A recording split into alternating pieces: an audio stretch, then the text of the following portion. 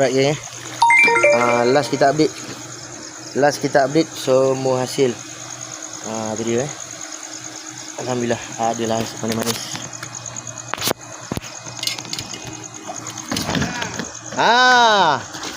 Jarang-jarang Awalan.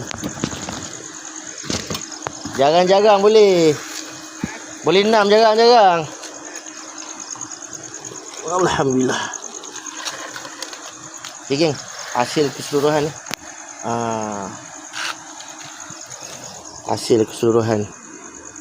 kolam ni keras kolam Aduro memang keras geng. Keras bagi orang yang give up lah. Tapi orang yang rajin mencari, yang sabar, insyaAllah rezeki taklah bagi. 6 ekor kita malam ni. Ini kita nak jadikan lauk lah untuk makan dengan keluarga, insyaAllah. Okay geng, terus support kolam Aduro Desaman. Jangan patah semangat geng.